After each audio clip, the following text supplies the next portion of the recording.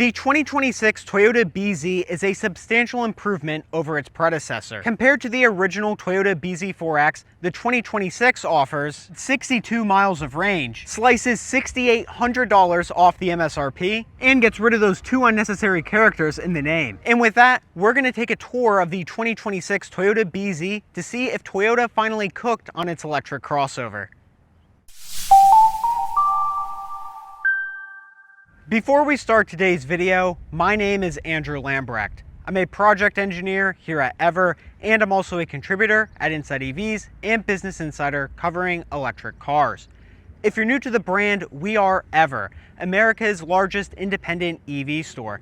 We have an inventory of several hundred used electric vehicles, and if you're looking at selling your current EV, visit evercars.com/sell to get a cash offer within minutes. Now, let's check out the Toyota BZ. Toyota has been an electrified powertrain pioneer. Dating all the way back to the 1990s, Toyota released the Prius, which was the first mass-produced passenger hybrid vehicle, and at around the same time, they also released the RAV4 EV, though that was in much lower volumes. The original electric RAV4 was more or less made to appease California's Air Resource Board, and it was discontinued in 2003.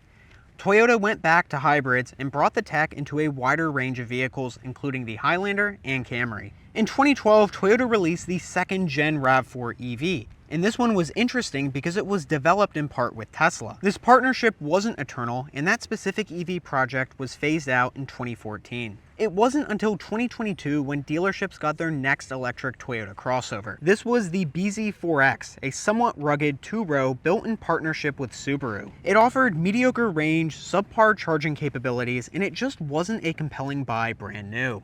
But the 2026 model year Toyota BZ aims to change things. Toyota officially dropped the arguably unnecessary 4X from the name and fixed the value proposition. We now get a starting price of just $36,350, which is just $200 more than a Toyota RAV4 SE.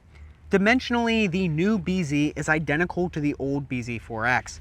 It measures in at 184.6 inches long and weighs 4,057 pounds in base configuration or 4,453 pounds in the highest spec all-wheel drive trim. All BZs get 8.2 inches of ground clearance, 19.7 inches of water fording capabilities, and a Tesla NACS port that can manage 150 kilowatts. And a nice thing about the BZ is that it comes with a healthy list of standard features. For starters, all 2026 Toyota BZs come with a NACS charge port, a 14-inch center display, and a heat pump.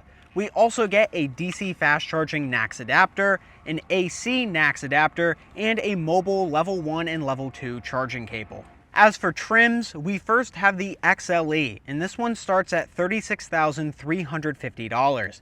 It gets a single front-mounted electric motor producing 168 horsepower, and thanks to a 57.7 kilowatt-hour battery pack, we get an EPA range of 236 miles. This XLE trim gets a leather-wrapped heated steering wheel, heated front seats, a power-adjustable driver's seat, a digital key with keyless entry through all four door handles, 2 wireless phone chargers, a power opening liftgate, ambient lighting, a 120-volt power outlet in the rear, and 18-inch alloy wheels. Next up is the XLE Plus, and this is the one I'm sitting in right now. This one starts at $39,350 with destination fees, and it uses a 74.7 kilowatt-hour battery pack, delivering a range of 314 miles. We also get a beefed up 221 horsepower front-mounted electric motor, but everything else remains the same. If you crave more power, you can pay $2,000 to get the XLE all-wheel drive, and then this one comes with 2 electric motors producing a total of 338 horsepower, and it can accelerate to 60 in under 5 seconds. Thanks to the extra electric motor, range now goes down to 288 miles. If you crave more creature comforts, then you can get the $44,750 Limited. The Limited gets the larger battery with front-wheel drive as standard, but thanks to 20-inch standard wheels, then the range goes down to 299 miles. The Limited adds on ventilated front seats, an optional JBL sound system, a panoramic glass roof, and traffic jam assist along with lane change assist. So now the car can have hands-free driving if you're under 40 miles per hour. And we also have automated lane changes. So you simply put on your blinker and then the car will change lanes for you. The Limited also features a 360 view camera and heated rear seats. Finally, coming in at $46,750 is the Limited all-wheel drive. This one gets 278 miles of range, but then gets the same 338 horsepower powertrain we get in the other all-wheel drive configurations. The features list is the same as the other Limited. The big selling point here is that you just get all-wheel drive traction and more power. By the way, Toyota is currently offering $5,000 off MSRP on new Toyota BZs. So the one I'm currently sitting in is $34,350 with that incentive, and you're getting 314 miles of EPA rated range. It's safe to say there's a value proposition here that no Toyota EV has ever had in the past. In terms of cargo volume, underneath the BZ's automatic retracting liftgate, we get 27.7 cubic feet of cargo volume, but that's not it. We also get a 1500 watt 120 volt power outlet located right here, and underneath the cargo floor is a substantial amount of additional space. It's packaged quite well back here. The one area where packaging isn't too hot, however, is the front trunk, or shall I say the area where there should be a front trunk, because we do have a relatively decent amount of room up here, and Toyota could have at least put a little tray in here where you could throw your charging cables or something like that, ideally compressing a lot of these components down to make some more space. But we don't get that in the Toyota BZ. There's just a bunch of crap up here. Well, not crap, inverters and drive units and that sort of stuff, but I'm just trying to make a point here. The back seats of the Toyota BZ are very nice. First off, we have plenty of room back here. So the seats are spacious and we have lots of leg room. So I have these front seats moved back relatively far and I still have plenty of space for my feet.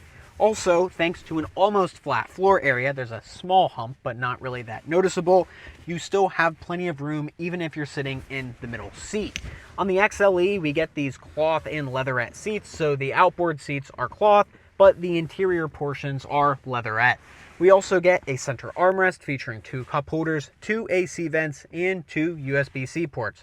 Overall, this is the XLE trim, and I really like the back seats. Up front, both the driver and passenger seats are made out of cloth and leatherette. They have a decent amount of bolstering, and they are heated. The driver's seat is power adjustable, and we get a leather-wrapped heated steering wheel. Adjustments for the wheel are manual on the XLE trim.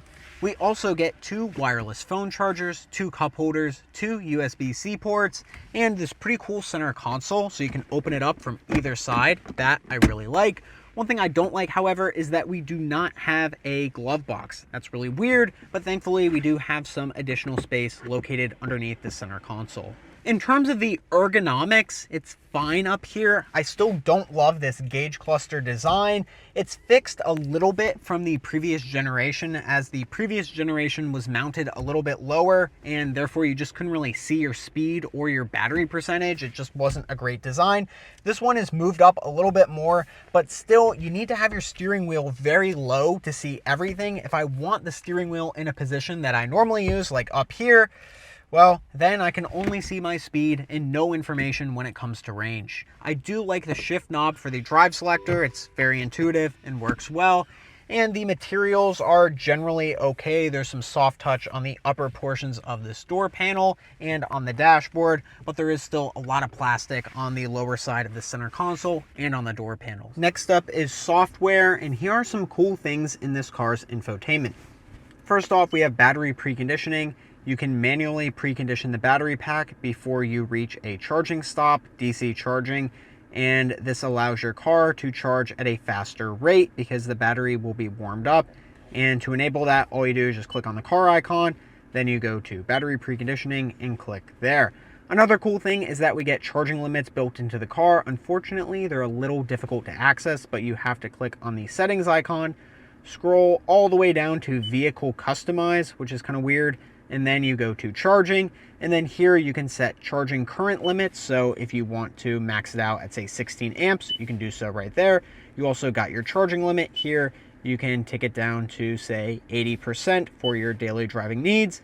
And then you also have DC power limiting, which is very weird, but you don't really see this in many EVs, but you got that in the Toyota BZ. This car also has built-in navigation. Unfortunately, this one is not connected, but the built-in route planner does not have any EV charging stop functionality, so there's no built-in EV route planner in this car, which is disappointing. However, we do have EV route planning with Apple Maps, which is actually really cool, and you have to have the Toyota app to set this up, but then you can link the car's state of charge and some other vital information. That information will get sent over to Apple Maps, and then you got full-blown EV route planning with Apple CarPlay, which is really awesome. I think that feature's cool, but there is no built-in EV route planner. In this screen, there's some stuff I also don't particularly like. One of these are these knobs, which I think these knobs are pretty cool, but they're very laggy to react. So if I want the temperature to go down or up, you can just see it's not very reactive to my inputs. Not a huge fan of that, but it is relatively easy to adjust the fan speed on the screen right here. This main screen isn't overflowing with functionality, but it does look pretty nice. Other than this main screen, we have our gauge cluster, which is located right up here, and we have some controls on the steering wheel so we can scroll through and see different menu items. And one of my favorite things is the battery state of health. So this car will actually tell you what the battery state of health is as a percentage, which is really cool. Nissan and Subaru, well, of course Subaru, because they make the Solterra, are the only two vehicles that can also tell you the car's battery state of health through the gauge cluster. This is really cool, and it's nice that you don't have to plug in a dongle or anything like that to see this vital piece of information. So if you're looking at a used Toyota BZ and you want to see the car's battery health, just go into the gauge cluster and then you can see what the state of health is. This infotainment also has some other vital information. You can see your current range, the battery percentage. That little fan icon just shows you that the air conditioner is on, therefore your range will be reduced. If I turn off the AC, then the range will increase. That's pretty cool. You also see your speed up here, and if you have any driver assistance features, they will be highlighted in that area. And I think generally this setup is pretty respectable for a legacy automaker. But this car would really benefit from a native route planner, or perhaps a route planner in partnership with Google, like what Nissan does, because that works really well. Not having a route planner in an EV in 2026 is kind of crazy. And now it's time to talk about charging capabilities in the 2026 Toyota BZ. As you can tell, I'm plugged in at a Tesla Supercharger where I'm actually performing a 10 to 80% charging test. So once that video is live, you can click up there to view our full 10 to 80% charging analysis video to see how good of a charging curve the BZ actually has. But in this review, we're just going to talk about the surface level, and the surface level is actually pretty decent in the BZ. First off, we get 11 kilowatt AC onboard charger, which is a huge improvement from the previous gen 6.6 kilowatt. The next thing is the DC charging capabilities in this car. We get a 150 kilowatt peak charging rate, which is pretty good. But unlike the previous generations, the 150 kilowatt peak rate holds a much better charging curve, and the cold weather performance is massively improved. In fact, Toyota claims you can go from 10 to 80% in 30 minutes, which is a pretty good charging time. In fact, that's within the line of the Tesla Model 3 and Model Y. The Toyota BZ also gets a NACS port as standard, and the nice thing about this is you can charge level 1, 2, or DC fast charging through this port. It's not like the Nissan Leaf where you have to charge on level 2 through a J1772 port. We get all power AC and DC going through the NACS port right here. And since we have a NACS port, that means you can charge effortlessly at Tesla Superchargers. Oh, and in terms of range, the new BZ has an EPA estimated range of up to 314 miles in the front-wheel drive plus configuration like the one I'm standing behind. And in terms of real-world performance, I've been getting 4.4 miles per kilowatt hour driving this car with a mix of city and highway driving, which is honestly really good. If we assume there is a 10% buffer within that 74.7 kilowatt hour peak battery pack capacity, times the 4.4 miles per kilowatt hour I've been getting, we're still looking at 296 miles of range in real-world conditions with climate control on and highway driving. In terms of range and charging, the 2026 BZ is massively improved over its predecessor. Now let's get this car out on the road and see how it drives. Driving the BZ Toyota Beyond Zero, zero emissions electric vehicle. Heck yeah. All right, so coming through some corners right now. Well, these aren't really intense corners, but I have cornered this car before, and I will like to say that the handling is pretty good in here. I think this car stays pretty planted in corners. The steering feedback is pretty good. Actually, you really don't care about that stuff. You're buying a mid-size crossover made by Toyota. What you do probably care about is one-pedal driving, and this car doesn't have any, which is really disappointing. There's no one-pedal driving in the Toyota BZ. So you do have 4 levels of regen. So you have level 1 all the way up through level 4. And when you have it on level 4, you can let off the accelerator, and you got a good amount of decelerative force to bring your vehicle down to almost a stop. But once you're down to like 4 or 5 miles per hour, the car will continue creeping forward like an automatic transmission gas car would. That is really, really disappointing. There's no way to disable that option. So if you do have a Toyota BZ, you just got to live without one-pedal driving. This particular BZ XLE Plus front wheel drive, that's a pretty long name. This one weighs in at around 4,200 pounds and produces 221 horsepower. Unfortunately, some giant truck had to pull out in front of me, so I can't really accelerate, but I'll let him get up a little bit. If I accelerate now, you can feel the tires struggling for traction. The acceleration force is decent. Toyota says this car can do 0 to 60 in about 7.8 seconds, which is fine. This car definitely isn't record-breaking in terms of its acceleration power. But I will say, like, merging onto the highway right now, if I accelerate, yeah, this thing is pretty quick to get up to speed. It's definitely not an issue in this car. It's just not too exciting. I'd really go with the all-wheel drive. I'm not a huge fan at all of front-wheel drive EVs, mainly due to torque steer and struggling for traction. So I would definitely opt for the all-wheel drive if you were looking at a Toyota BZ. Alternatively, you could go for a Subaru Solterra, because that one, as standard, is all-wheel drive. And if you're curious about that one, we have a video linked up there, or probably on that side, linked up there to see our full review of that car. And that one is all-wheel drive as standard, though you do get less horsepower on the base model than in the Toyota. Horsepower on that one is limited to 233. When you're on the highway, this car is pretty comfortable. It feels very composed, very competent. There's not a lot of wind noise, which I do appreciate. Tire noise is also pretty minimal, and the overall quietness of the cabin is really respectable. I think Toyota has done a great job with the NVH in this car. The suspension in this car also feels very composed, which I appreciate, and the visibility is not bad either. We have a very large windshield, and the frontal visibility is great because we also have relatively narrow A-pillars up here, so you can see all around with these. When you're at highway speeds, the steering feel is very natural, and I could see myself going on a longer road trip in this car. In terms of safety features, we get Toyota's Safety Sense as standard, so you get adaptive cruise control and lane centering to enable it. It's pretty easy. You just press one button. I'm actually going to move out of this lane real quickly. But now to enable it, you just click on the adaptive cruise and lane centering button, and then you can take your hands off the wheel, and the car will continue to drive itself on the highway for around 15 seconds before it will tell you to put your hands back on. The one thing that just annoys me is that I can't see if this system is turned on in the gauge cluster, as it's blocked by the steering wheel. So I have to lower the steering wheel. Ah, yes, now I can see, but now the steering wheel is like unnaturally low. So this whole thing is a little bit of an ergonomic mess, but if I do have the steering wheel in the normal position, all I can see is my speed. But the lane centering does work really well.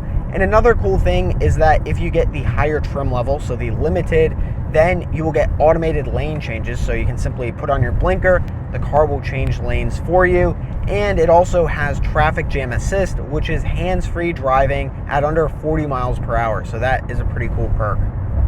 And what's really interesting now is that given Tesla is no longer doing auto steer on the Model Y, and you still don't get it on like a Honda Prologue or a Chevy Equinox or Chevy Blazer as standard, it's kind of cool now because lane centering isn't available on every EV in this class, and you get it even on the base model in the BZ. Overall, the driving experience in the Toyota BZ is solid. We have decent handling, good steering feel.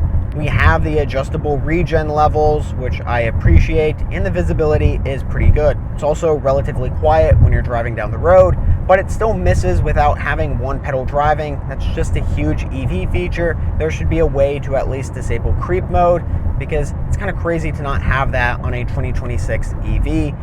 But other than that, I generally like this car. It does a lot of stuff well, and I think for people who are new to EVs, they will really appreciate the driving experience in here because it is very familiar. The 2026 Toyota BZ doesn't stand out for any one particular reason, but it's just a good all-around EV now. We get great ground clearance, impressive NACS charging capabilities, and 314 miles of range per the EPA. This thing is frankly a really good value now, and especially with current incentives, we're talking under $35,000 for 314 miles of range. Simply put, the 2026 Toyota BZ finally makes sense. If you enjoyed today's video, please keep an eye out on our upcoming lecture series dissecting battery algorithms with Rosie O'Donnell. So hit the like and subscribe button.